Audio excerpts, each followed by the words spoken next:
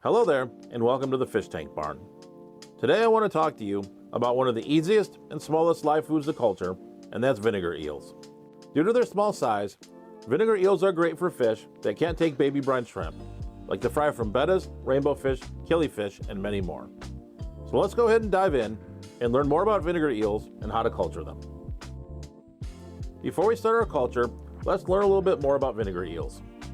Vinegar eels are small, harmless white roundworms called nematodes that feed on microorganisms that live in vinegar and other fermented liquids.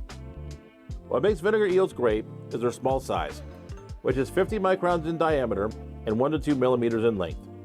For reference, baby brine shrimp hatch out at 450 microns.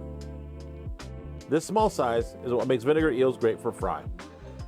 Unlike the microworms that we talked about a few weeks ago, vinegar eels can stay alive in the water column for several days, and their swimming action greatly entices fry to eat.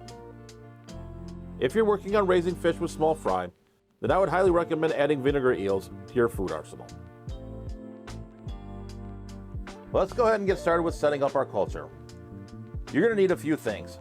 First, you're going to need a couple of wine bottles or any bottle with a long neck. You're also going to need some apple cider vinegar, one apple that's finely sliced so it will fit into the bottle, your starter culture of vinegar eels, which I purchased at a local swap meet, and then some filter floss. So let's go ahead and get started with your culture. First, you want to add your apple slices to your wine bottle. You can put anywhere from 4 to 8 pieces in the bottle. This will serve as a food source for your vinegar eels.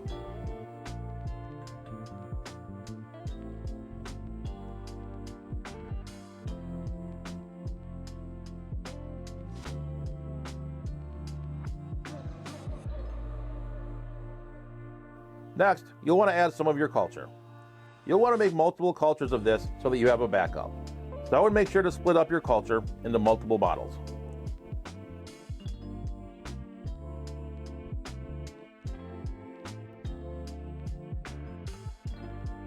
After adding your culture, you'll want to add a mixture of half of the apple cider vinegar and half the chlorinated tap water. You only want to fill this up to the point where the bottle starts to curve up towards the neck. You'll definitely want to leave a little bit of air in there to allow the culture to breathe. Finally, you'll want to add some filter floss to the top to allow air to enter but prevent other things from getting into your culture from the outside. Instead of the filter floss, you can also rubber-band a piece of paper towel to the bottle as well. I went ahead and made 2 other cultures as a backup. Now we'll write the date on the bottle with a Sharpie and put these on the shelf for 2 to 4 weeks until we can start harvesting the culture. One thing you'll want to make sure of is to keep your culture out of direct sunlight. So it's been about a month now, and it's time to harvest some eels. If you put the bottle up to the light, you can see that there's now a ton of eels swimming in the culture. Capturing the eels is actually pretty easy. You just want to push your filter floss down to the bottom of the area where the neck is, and then add some clean dechlorinated tap water on top. The one thing I would do differently is to make sure that you fill the water up to the neck before pushing down the floss. It did take me a couple of times filling the bottle and then letting the air bleed out before I got the bottle completely full.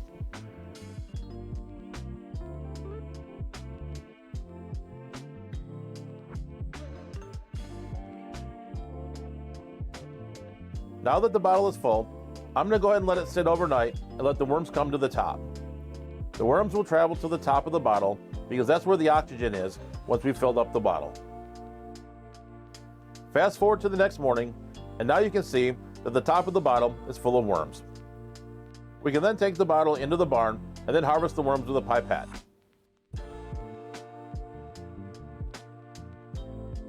I'm going to go ahead and squirt the worms into this tank with my stack endlers, and as you can see, the fish are really enjoying them, especially the smaller fry.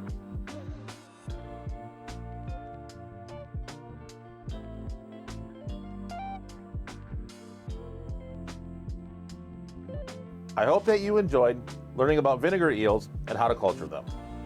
This probably is one of the easiest live food cultures that I've done so far. It's just set it and forget it. You will need to reset your culture once the apple has been eaten up and is no longer in the bottle. I had a lot of fun setting up this culture and found it pretty low maintenance to work with. At the end of the video, I will go ahead and put a playlist to all my live food culture videos so you can learn about culturing other live foods. So with that, thank you for watching. Stay safe, Stay fishy, and I'll catch you on the next video.